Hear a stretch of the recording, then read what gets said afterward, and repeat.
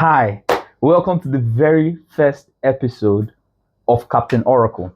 And today we are going to be talking about something very important that we see every day in life, but we've not particularly understood the interaction between this.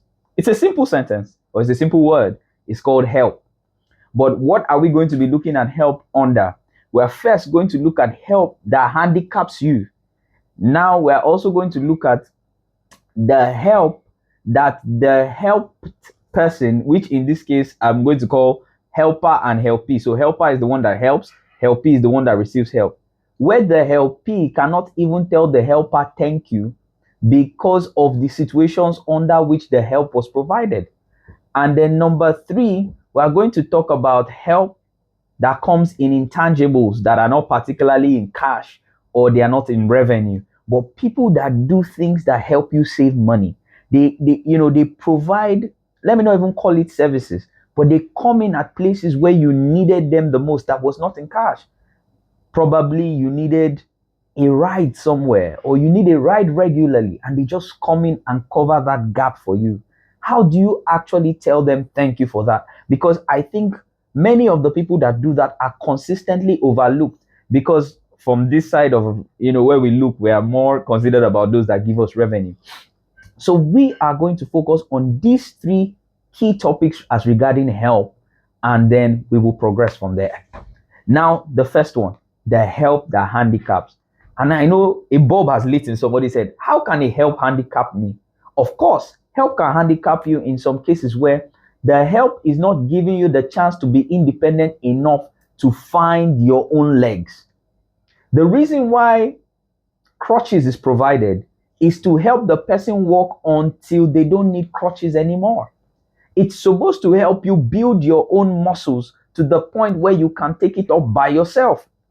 Now, if you're getting a type of help, and this is to the helpee, if you're getting a type of help that has robbed you of your own initiative to do something for yourself, you have to self-reflect. There's problem there. You're in trouble at this point in time. And for the helper, are you providing a certain help to a person that you've not even designed how to create a bit of artificial scarcity for the person to build up themselves? If you're going to a gym today, you are going there to build muscles. You have to go there and take the weight by yourself to be able to build the muscles yourself. If you get to the gym and the weights are being carried by somebody for you, you are never going to get your desired outcome. Now, I have this very key illustration that I could use. I'm not sure it's fact or fiction, so don't really believe me, but this situation can tell it exactly how it is. So there's this certain man, when he was growing up, he wasn't considered responsible in a way, basically because of his actions and all of that. And then the family just kept on covering for those excesses. By the time he got to be an adult as a grown man to be able to take life by the horn or take the bull by the horn, things were done for him. Every single expense he had was paid. They rented for him. They did all of that for him. It got so far that when it was time to marry, of course, they married for him as well. As he had a wife, paid the bills of the childbirth. Going forward, the children grew. The family kept on paying the fees. Now, to be honest, from a helper's perspective, you are believing that no, if I don't provide this help to this person, they are in soup. That's the truth. They are in soup, but you are also in soup because they are not going to get better. If you don't teach people how to fish, they will eat the fish, eat theirs, and eat yours. In that scenario, even his children's school fees were consistently paid by his family. Man became over 50. I can tell you for a fact now, it's not a curse. It's not going to get any better for anything from that age downward. It's permanently going to be like that to an extent. The question now is, for two people, the helper and the helpee, are you providing help to somebody that you are seeing a trajectory of where the person is now obviously so reliant on your help that they cannot use it to develop, they can't use it to get better? And you as a helpee, am I receiving a type of help that is robbing me of initiative? I think even on a larger scale, in terms of countrywide, you see, majority of countries in Africa are collecting aid. There's no country that's ever gotten better from aid. Aid is, to minimize the damages of situation happening, but there can be a help that will make you stand on your feet. Again, it's a time of reflection between helper and helpee. Am I helping somebody that is never going to get better? Is my help now becoming a stumbling block to their progress because they are so reliant on it? And for the helpee, look at your life. And this is a self-reflection to tell yourself the truth. Am I now so reliant on help from everybody that when I'm in a situation, I'm looking left and right who will help me, that I do not even know how to do it myself anymore? You're in deep soup. In that self-reflection, I hope that you'll be able to get out of that situation as quickly as possible. Now, help number 2. The help where the helpee cannot even come and say thank you. I know when I said that one, some people are saying, how is that possible? If somebody helps you, they help you. But here's the thing. There are some people that provide a particular type of help to you and they want to control every single segment and aspect of your life. Or they did a great job the first time in the help they provided. But the problem that is here now is that they have capped the progress you would have after that initial help. Now that's another problem. I'll give an example just so that you can understand it a bit better. I was speaking to this young man, very great guy, and he was telling me some things that a family did for him, and it was totally amazing.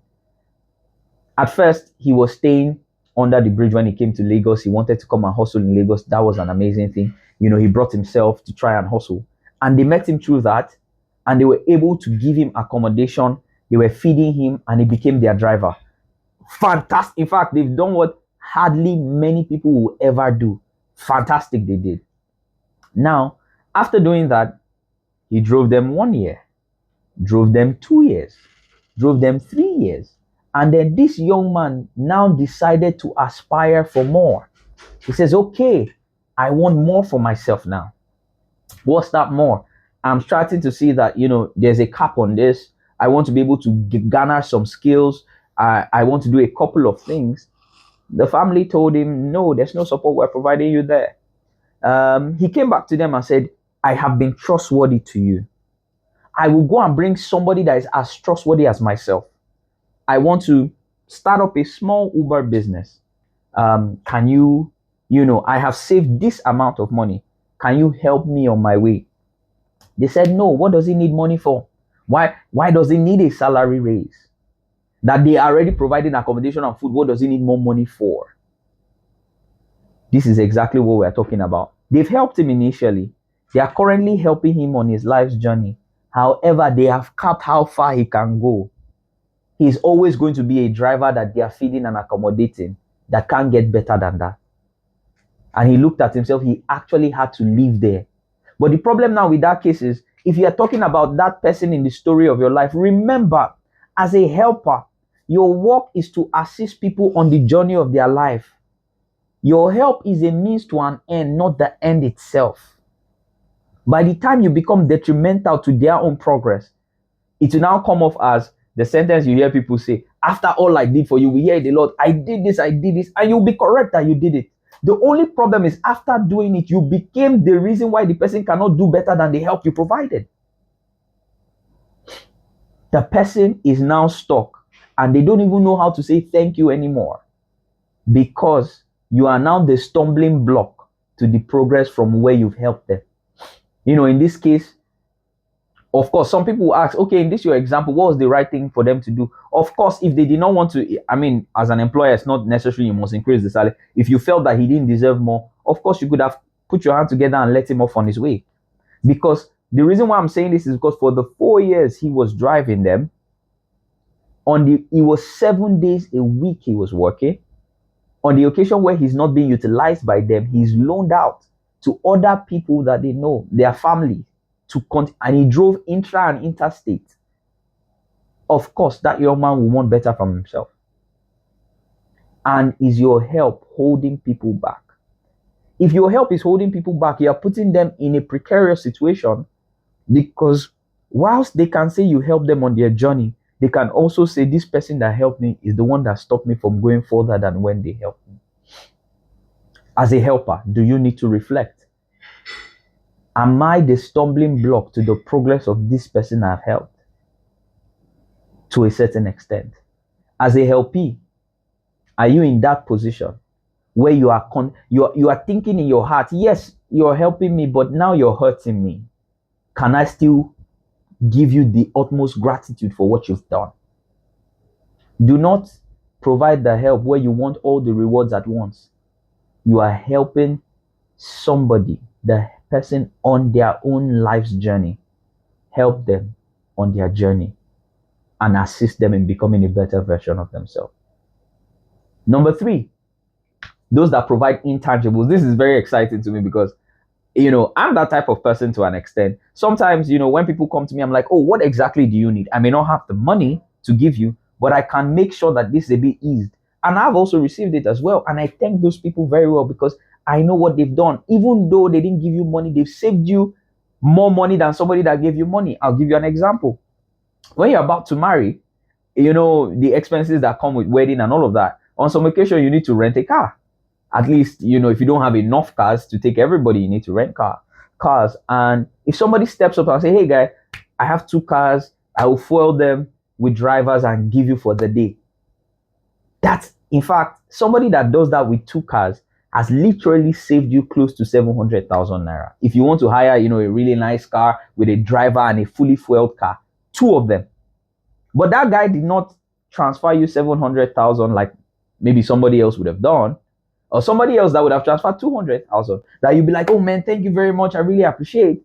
But this person has just saved you 700,000 that you would have otherwise spent if they did not provide that help.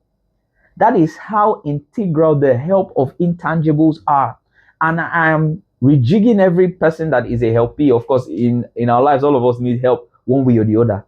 To always appreciate those people specifically, very, very importantly, for the work that they've done in their lives. You have to do it very, very importantly to them. If you look at it, somebody that goes to work all the time, you do not know how to transport yourself to work. However, you have this colleague that always takes you to work back and forth every day. In your mind, you're like, well, he could have been going there every day. But the fact that the person decides to take you there, you would have spent transport of probably close to 250 to 300K every year per se. But somebody has taken that burden off you. You need to appreciate people that take off burdens from you because it's very, very important in life. Very, very important to your journey for those people that help you save cost. They give you the intangibles that cannot be quantified sometimes in monetary value, but can be quantified in valuable value in terms of the solution itself for you. And today, I hope I was able to resurrect mindsets in looking at these 3 critical areas. Number 1, both helper and helpee. Are you helping somebody that has handicapped them, that they cannot do better? They've lost all reason of initiative. And are you the one being helped, that you are finding yourself losing initiatives on your journey? Number 2, have you provided some level of help to somebody, or you are in the process of providing that level of help to the person, but inadvertently you are now the stumbling block to the person's progress beyond the help you've provided? I beg of you, let them on their way. And if you are being helped in that way, is there any way you can have a conversation to be able to get yourself out of that situation so that you can still be very grateful? And then lastly, for those of us that receive intangible helps, somebody drives you to work, helps you save money, please, with total and sincere gratitude, appreciate them for what they do in their life. Thank you for listening. Once again, another episode of Captain Oracle. Subscribe on YouTube, follow on Instagram. I now have a TikTok. You can also follow Captain Oracle on TikTok as well. More is coming your way. We are just getting started. See you soon.